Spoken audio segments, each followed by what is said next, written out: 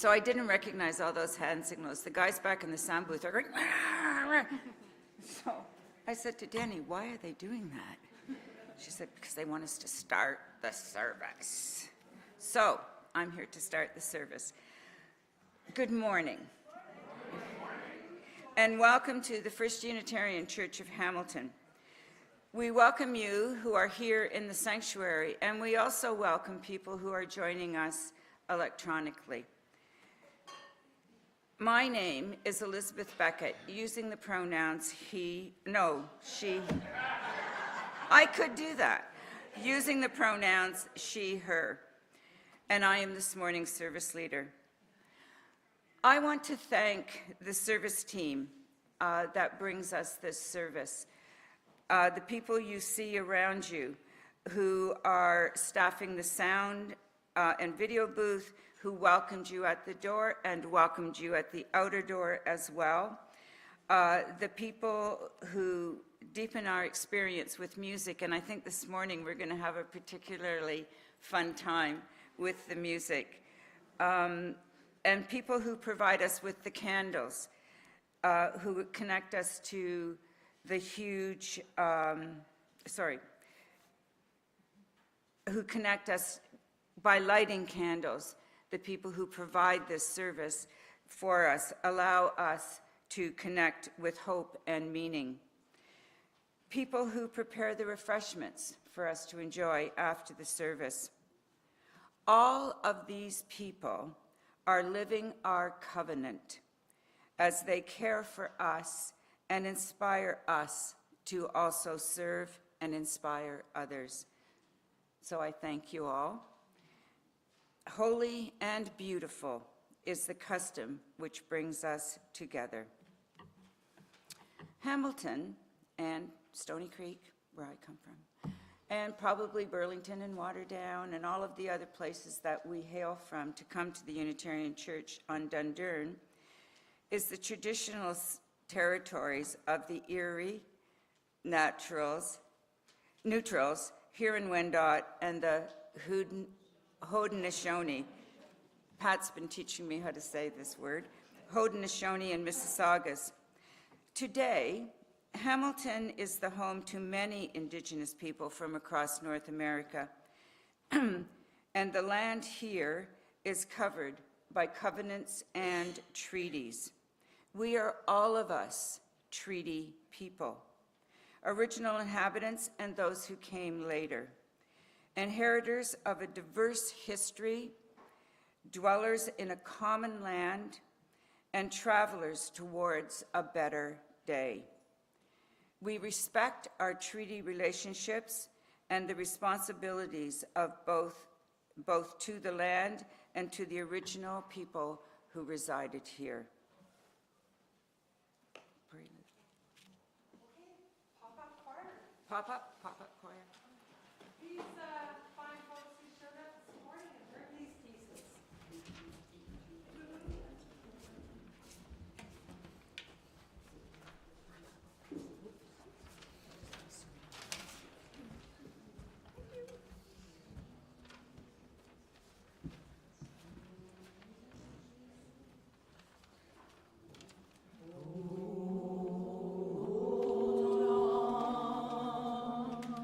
Oh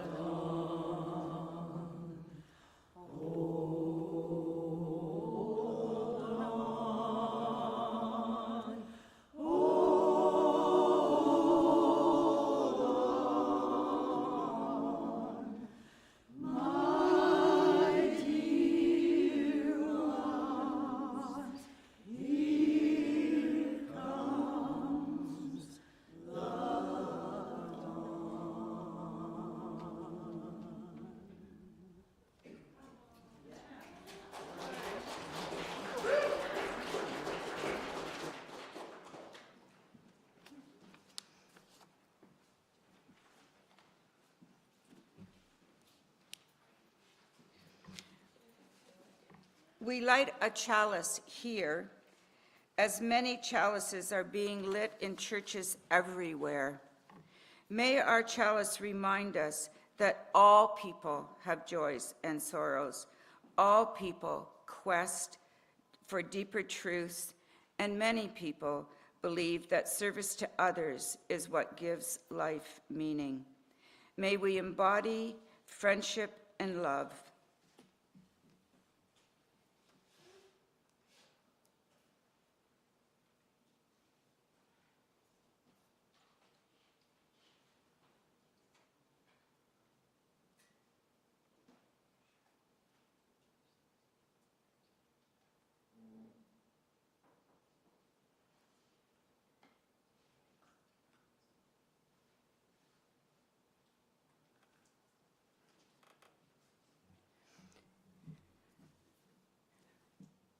May this flame be our light of friendship and love. Good morning, everyone. I am Reverend Danny, the minister here at UU Hamilton, and I use they, them pronouns. And I'd like to welcome you to this space. Welcome to worship. Welcome to you who are joyful and excited this day. Welcome to you who are weary and in need of rest.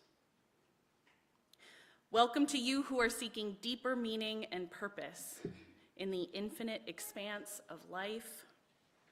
Today we come with full hearts and open spirits to be open to the possibility that what we receive here will inspire us, to mend our tender parts, nourish our waning spirits, and give us enough wisdom and energy to embody resilience with every breath. Let us worship together. And let us begin by singing hymn number 396, I Know This Rose, in the gray hymnal, and the words will be on the wall. And we are going to sing this through 3 times. Rise as you are willing and able.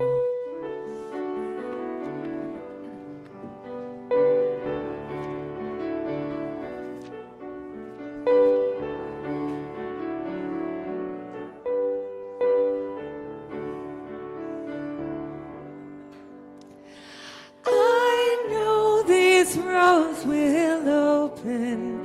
I know my fear will burn away. I know my soul will unfurl its wings. I know this rose will open. I know this rose will open. I know my fear will burn away. I know my soul will unfurl its wings. I know this rose will open. One more time. I know this rose will open. I know my fear will burn away. I know my soul will unfurl its wings. I know this rose will open.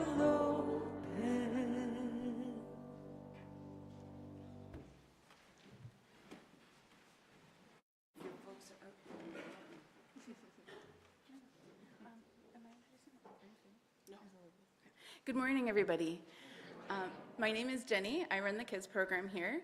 And before I read our story today, I wanted to share about Third Space on Friday, which was super fun. And we had a little dance going on here. And I'm still a little bit sore from Friday. So next time we have a dance, I hope, it doesn't even matter if you can dance. A lot of us can't. We just come to have fun and feel the mood, feel the music, you know? So this coming Friday, we're having Mending Circle here in the foyer, and I do believe we will have a sewing machine there as well. So if you need any help to mend any articles of clothing, you want to learn how to stitch something up, please come on out and you can learn.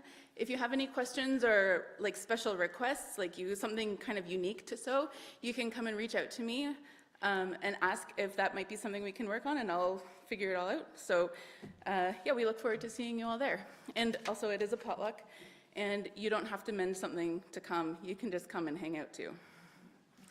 So today's story is called The Hugging Tree. It's by Jill Niemark and illustrated by Nicole Wong. On a bleak and lonely rock, by a vast and mighty sea, grew a lonely little tree where no tree should ever be. How she got there, no one knew. She sprouted stems and little leaves, as any tiny seed will do. Oh, there's hardly any dirt for me. No forest breeze, no birds, no bees. But I will do the best I can to make this rock my home. Her tiny roots pushed day and night, and bit by bit, the rock gave way. A smidge, an inch, a foot, then two. She grew and grew and grew and grew. The ocean hugged the rocky shore. I like you near me, little tree. Let's keep each other company. Soft gold sunbeams kissed her crown, warm as honey pouring down. And at night, she raised her branches high to greet the moon up in the sky. I wax, I wane, I ebb and flow. I cycle through from full to thin. And when I'm done, I start again. That's how life is, you know.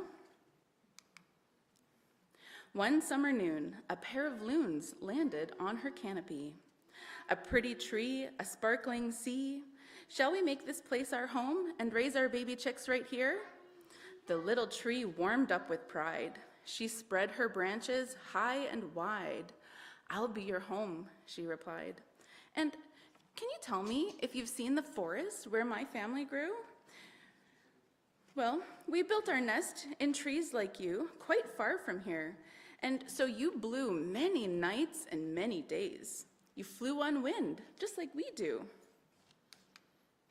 They built their nest, they laid their eggs, and soon 2 baby chicks were born. Summer passed, autumn too. The little tree turned red and gold. Then winter came with howling winds and cutting cold that broke her boughs. The loons flew south. The sea all ice, the rock all snow. The moon was lost in thunderclouds. Oh, mighty cliff, hold me tight. Don't let me blow away. Little tree, with all my might, I'll hold you close, night and day. Storms will come and storms will go. At last, the sun melted the snow, but now the tree could not grow. The storm had torn her roots. The moon gazed down and softly said, sometimes we lose our way, but with some help, we start again. That's how life is, you know. And soon, a boy came running by, skipping stones into the sea. When he saw the little tree, he stopped and stared. He touched the tiny leaves. He felt the ragged roots. He shook his head and said, I can bring you just what you need. I can help you, little tree. A tree can't hug a boy. It has no hands or arms, but it can hug you with its heart, and that is just as deep and warm. Every day, the boy came back carrying a full backpack. From the pack, he took a tin and poured out rich brown earth. He packed the roots and tucked them in. He planted flowers round the tree and made a path for all to see. Now everyone will know that even on a granite cliff, a little tree can grow. And then he went to sleep and dreamed the things that boys dream of. And now, every day, new people stop to rest beneath the little tree and dream the things that we all dream of. To love, to share, to give, to dare to grow just where we are. And to this very day they come. For on a splendid sunny rock by a warm and bright blue sea, a great big hugging tree grows just where she was meant to be. Now, today, there are a lot of things to celebrate. We have Family Day this weekend, and we send love to all of our families who are near and far. We also have Chinese New Year on February 17th, and a new moon coming up also on February 17th. And also, a little birdie has told me that there are a significant number of birthdays in February. Should I name names? Yeah. Danny's birthday was in February. I've heard Rachel's birthday is in February.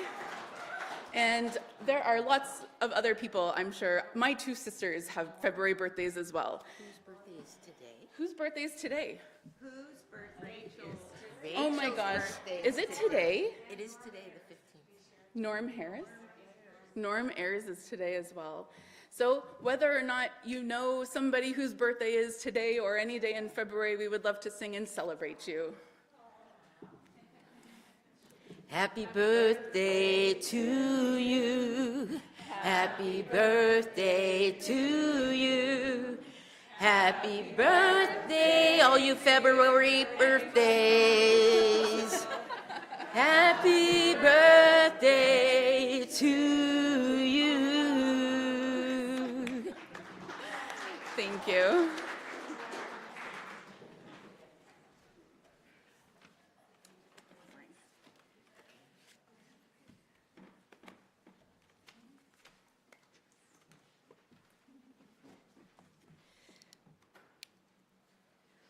Our offering is a reminder of the spirit of generosity and the acceptance of responsibility that is at the heart of this religious community. We give our financial resources to ensure the continued existence of our church.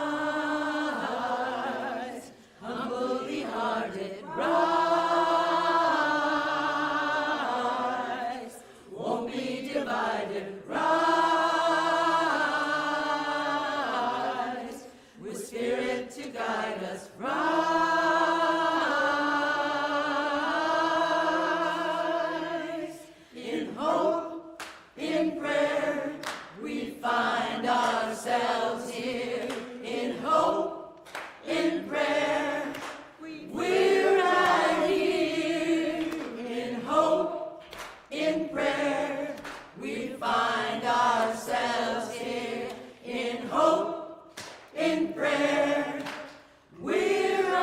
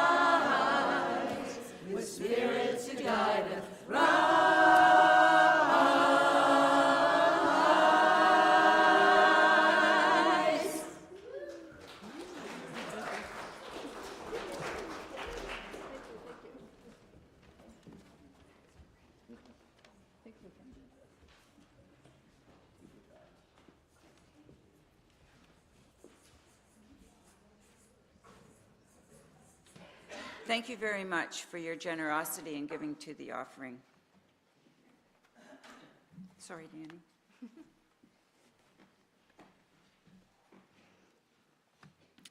This morning, I am going to be offering a spoken word poem for our meditation. It's entitled Boomerang Valentine by Andrea Gibson, someone whose name you might be familiar with if you have been participating in our community's journey groups. Andrea's poetry is often represented in our monthly packets. Additionally, their documentary was released last November entitled Show Me the Good Light. Show Me in the Good Light. And it's available to watch on Apple TV if you haven't seen it yet. So let us settle into our bodies again with a moment of poetry and contemplation. I invite you to relax, close your eyes if that feels safe in your body, and take a few deep breaths. Followed by our reading, there will be a few moments of silence, followed by music, during which you are welcome to come forward and light a candle of joy, sorrow, or gratitude. And now, Boomerang Valentine by Andrea Gibson. I'm sitting on my friend's couch several months into being intentionally single and celibate for the first time since I was 20 years old. 20 years old when I believed sex had to involve a dude and the word screw. I'm telling my friend about the psychic who said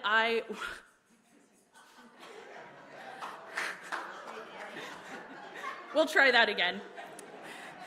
This is supposed to be calm and meditative. Come on, guys. I'm telling my friend about the psychic who said I'm going to meet the love of my life by the end of January.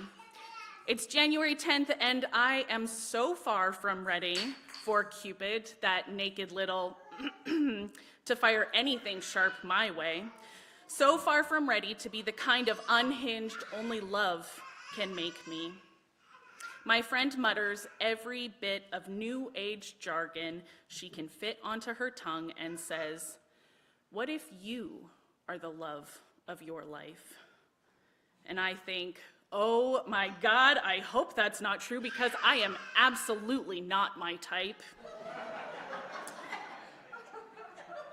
But let's say for a moment I am.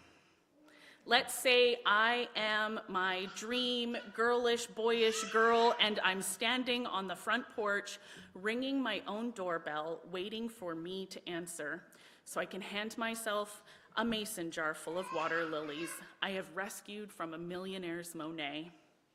Let's say I am so charmed by the radiance of my own anarchy, I invite myself in for tea, and when I'm not looking, I sneak the steam from the kettle into my pocket so the next time I'm missing the coast of Maine, I can gift myself the fog. Let's say I'm not just running my mouth around an old cliche that says we gotta love ourselves.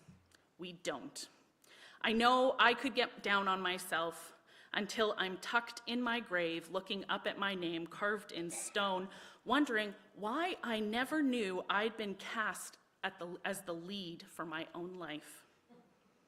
When it comes to love, the only thing I am certain of is this: you are the best thing that has ever happened to you. Whoever you are, you're a quitter? Great. There is plenty worth quitting. A sore loser? Who isn't? Got no discipline? Maybe discipline is for bodybuilders and closeted gay monks. Picture a magician so attached to being perfect, he cut off his own legs to pull off the trick. Picture the 738 selfies I deleted before I took one I was willing to show the world. Picture me wishing I could get them all back, my so-called flaws stacked like baseball cards. I know we'll be worthy someday. like compassion, like tenderness, like my capacity to think myself a catch, just because I have never seen a chandelier I didn't want to swing from, because I'd maybe go to space just to know if railroad tracks look like zippers from the moon. On days I have hard times keeping warm in my own weather, I imagine what the flower wanted to say to the first human trying to name half of its petals, "Love me nots." No, that's not how anything grows.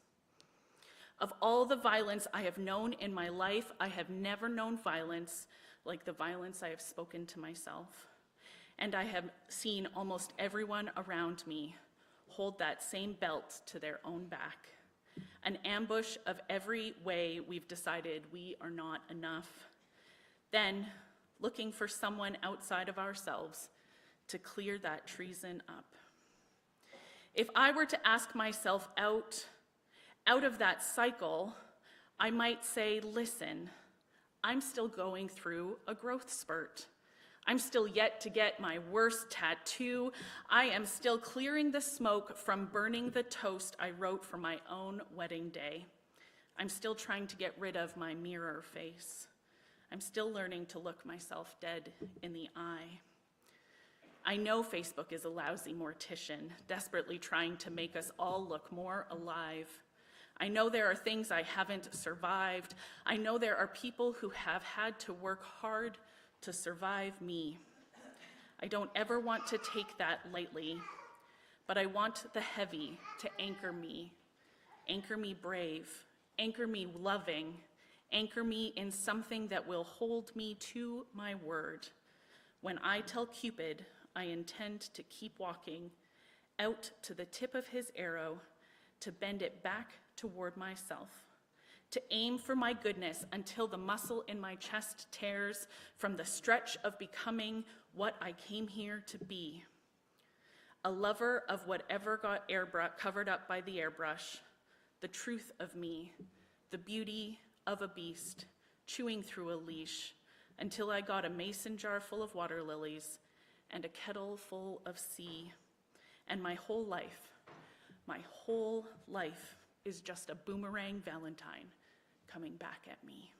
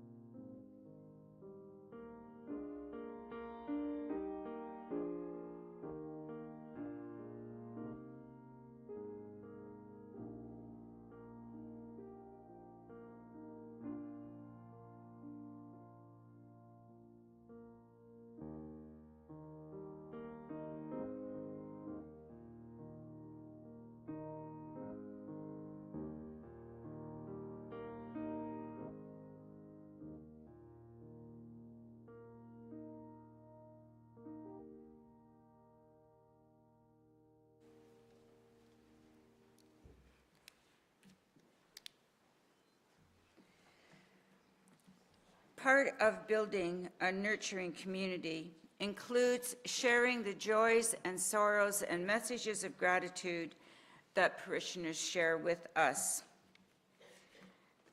Pat Dickinson has written A Joy Interrupted by a Concern.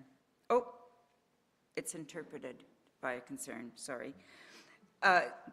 Gail Rapole has asked me to share that she and her daughter had a fabulous 3-day holiday, which was unfortunately interrupted by a car accident.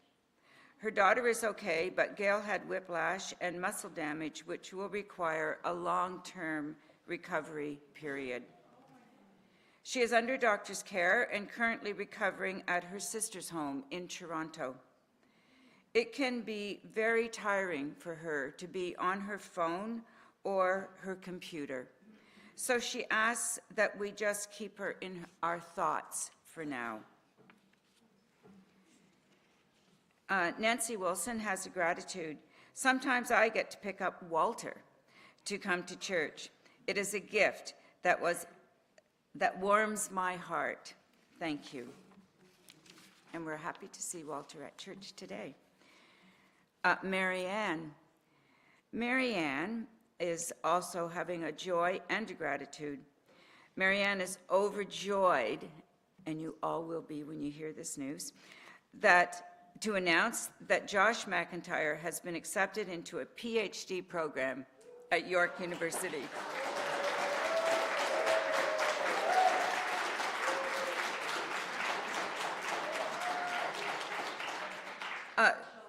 Where he will actually be studying mathematics.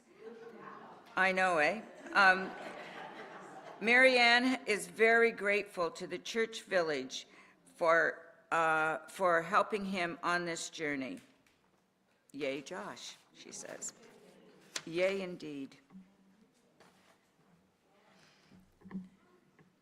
Thinking of the joys and sorrows that people carry with them in their hearts that we know nothing of, may we all be well, happy, and peaceful, and at peace with the way things are now.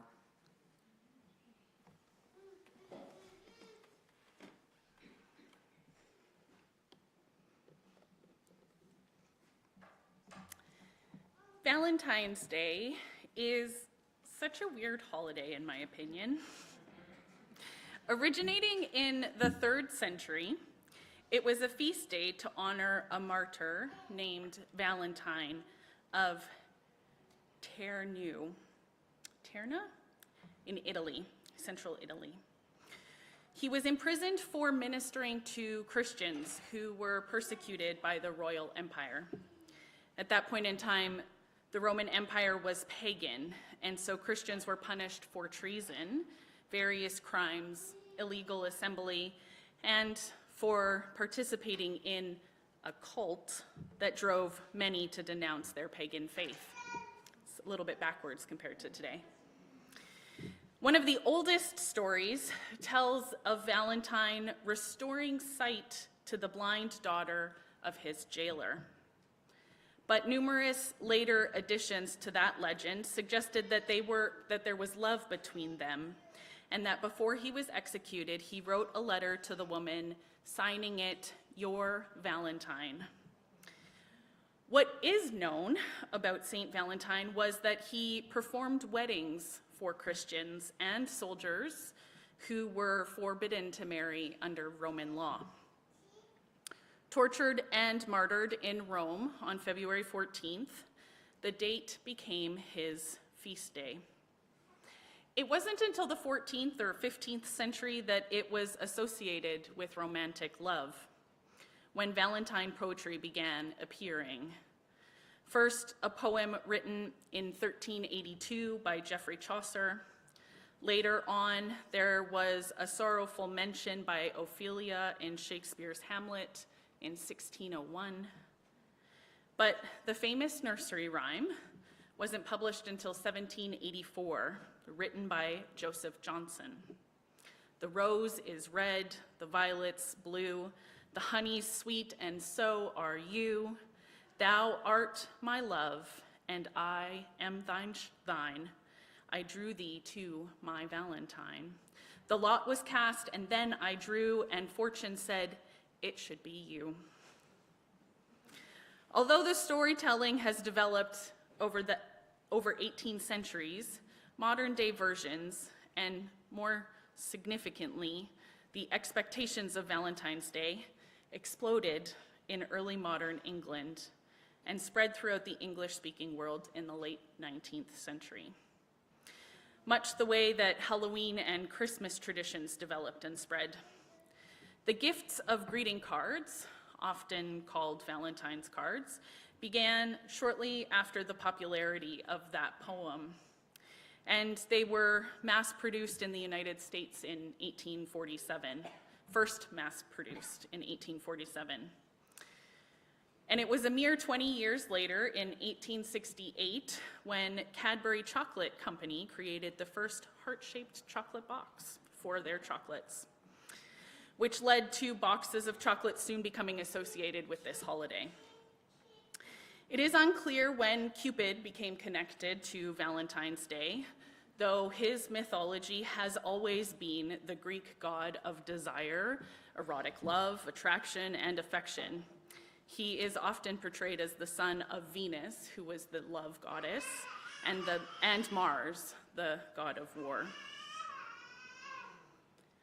One of the more unique retellings or expansions of Valentine's Day was first suggested in 2010 from the sitcom Parks and Recreation, where the lead character, Leslie Knope, played by Amy Poehler, talks about February 13th being a day to celebrate women's friendships, originally connected to brunch and the consumption of, what one clip said, a lot of whipped cream. This once fictional holiday has increasingly found itself in the mainstream and has since been rebranded as Palentine's Day, to celebrate friends and other forms of platonic love. Social justice organizing strategy team Side with Love at the Unitarian Universalist Association also jumped on the bandwagon of redefining Valentine's Day in 2022 when they launched the 30 Days of Love campaign, an annual celebration that runs from Martin Luther King Day in January through to Valentine's Day in February. They take this opportunity to focus on the 4 intersectional justice priorities: reproductive, gender, and LGBTQIA+ justice, democracy and voting justice, decriminalization and racial justice, and climate justice, by providing offerings each week for families and communities to read, watch, act, listen, and worship together, all based on the idea of love. And so, while we are expanding our understanding of Valentine's Day this year, I would like to invite us to celebrate February 15th as a day of self-love, a day where we might explore what it could mean to become us, what it might mean for us to become the love of our own life, as Andrea Gibson's friend put it. Last week, I mentioned my inner monologue being overwhelmed with the state of the world, but much more often, my internal anxiety has to do with the stories that I tell about myself and what I believe other people must be thinking about me. This inner monologue started when I was really young, probably before middle school, although I have strong memories of anxiety while I was in middle school. Perhaps it was because there is a history in my family tree of mental health diagnoses. Or maybe it's because the September 11th attacks happened the first week of grade 8. Or it might have been the tumultuous upheaval that my family went through in January of grade 9 when we ended up moving 6 months later. But I was diagnosed with depression before I turned 19. And that volume control of those internal voices has been wavering back and forth between 1 and 10 for as long as I can remember. With much effort and a lot of practice, I can usually keep the volume level pretty low. It feels a lot like the first part of our story this morning. Not really alone on a cliff by myself, but still trying to grow in a place that doesn't feel natural or easy. Tiny roots pushing night and day, a bit by bit, the rock gave way. And yet, even with daily practices, the challenges of anxiety and depression can often feel impossible. But what if I chose to retell this story? In the first section of their poem, Andrea Gibson spoke about how much they didn't love themselves, ending with the question, what if you were the love of your life? And the quip, oh my God, I hope that's not true, because I am absolutely not my type. But the next line, Andrea says, but let's say I am. Let's say I am my dream girlish, boyish girl, and they go off speaking about all of the things they would do to love themselves as if they were the love of their life. They speak about all of the things that they would have done different. And so I wonder what stories I must rewrite in order to become the best thing that has ever happened to me. I think about the stories of success that were described to me when I was a child. That when I finished school, all of my schooling, because it was certain that I would go to college or university after graduating high school, that I would be able to settle down, things would begin to stabilize, I'd find the love of my life and we would have a family.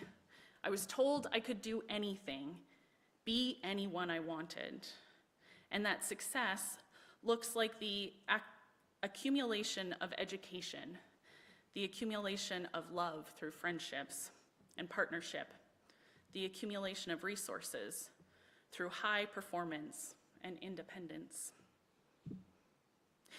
But I think that the thing that is more subtle, the pieces that feel somehow harder to hear in some of those meta stories, those cultural undertones that shape the very fabric of our society, is that an inability to achieve those successes, or a decision to not even seek them out and work our butts off to reach them, is considered a failure. It's not even the explicit failures that society points out and victim blames, like the fitness and beauty industry telling everyone what their bodies should look like and what is appropriate to eat, or the individual failures of people who are being denied housing or forced to access shelter in a restrictive and incredibly problematic system. No, these are individual failures, pull yourself up by your bootstraps kind of failures. But I'm actually talking about the even quieter suggestions of what success should look like. Didn't do well on that project? You must have been lazy. Got 95% on your essay? What happened to the other 5%? Choosing to go to trade school instead of getting a bachelor's degree? Are you sure you want to do manual labor for your whole life? Decide to get an arts degree? What kind of job are you expecting to be able to get with that? It's a nice starter home, but what are you going to do in a condo building? When are you going to buy a piece of property? I have begun to realize, though it has probably taken me way too long, that I need to be deliberate about defining what success looks like for me. In fact, while I was on vacation, somewhere in between Boxing Day and New Year's Eve, when time feels limitless and frozen, I was given the perfect opportunity to practice redefining what success looks like for me. The internal monologue inside of my, excuse me.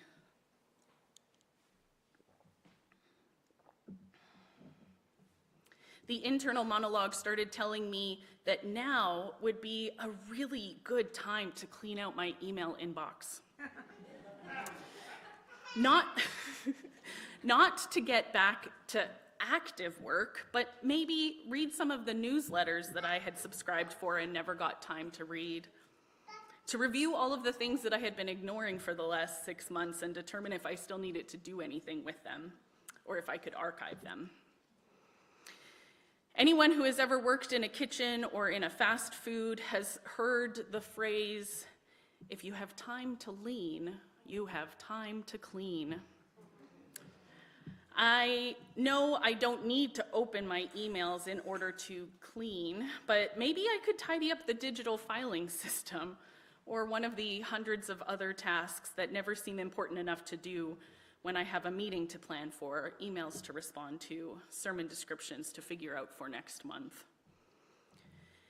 And yet, one of the conversations I had with so many people before leaving the church for holidays was to allow myself to rest.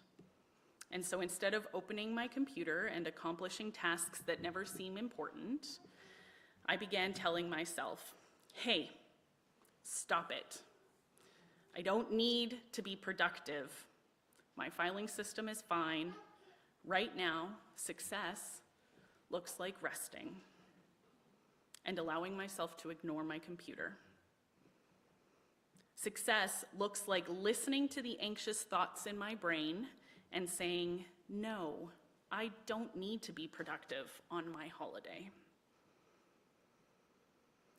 There is a story about how Thich Nhat Hanh first started to travel west and to teach. One of the most common questions that he would get from students was, how do I like myself? How do I stop hating myself? Thich Nhat Hanh was initially shocked by the question, along with his other teachers. They didn't know how to answer this question. Actually, they didn't even understand what people meant when they heard the question. It is interesting because I have imagined that the struggles to love oneself is a universal challenge. Not something that people will forever be burdened by, but at least something that every human experiences on a regular-ish basis. But what this means is that the challenge to love yourself is actually dramatically impacted by culture. And perhaps all we need to do is unlearn those meta stories that a toxic culture has taught us. And yet, we are here, or at least I am, stuck in a world, in a culture that has a toxic story that each individual is not inherently enough, must work hard to achieve perfection, and anything less is considered a failure. And yet today, I invite you to celebrate the idea of self-love, expanding once again the idea of Valentine's Day and romantic love. One more story. At one point during the pandemic, while we were still in lockdown and gathering online,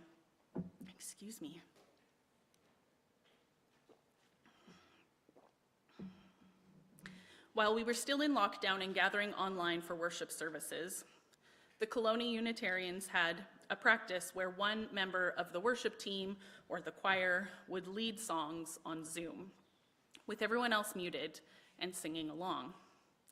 One Sunday, I asked a woman who I was very fond of, Mary, if she could lead us in the hymn, "How Could Anyone?" She said, yes, of course.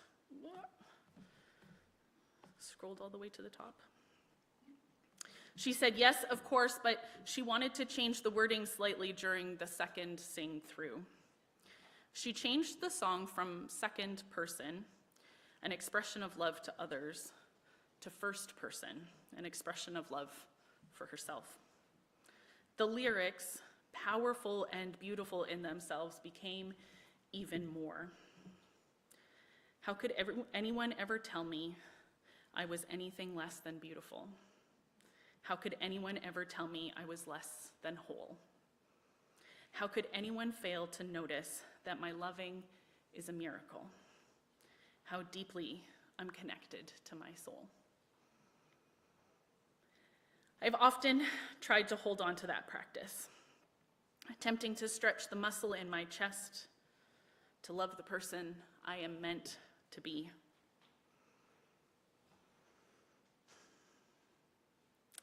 We will now sing our closing hymn, number 18, What Wondrous Love.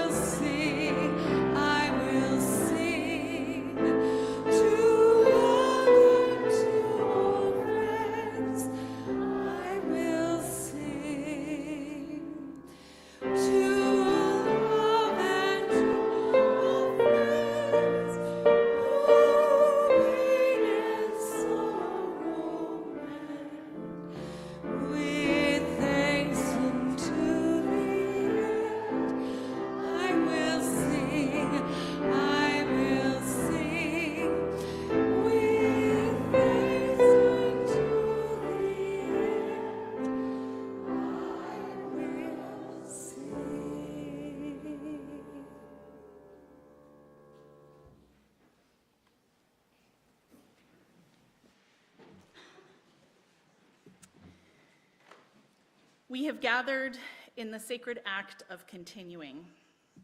Resilience is not triumph.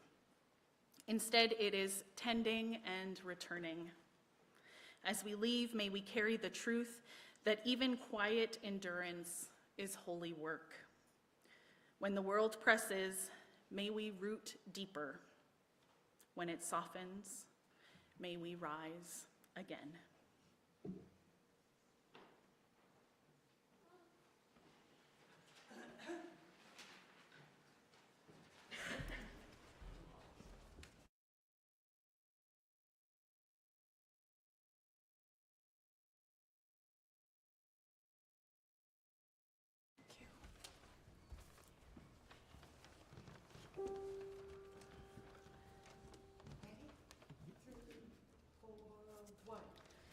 We resist, we refuse to let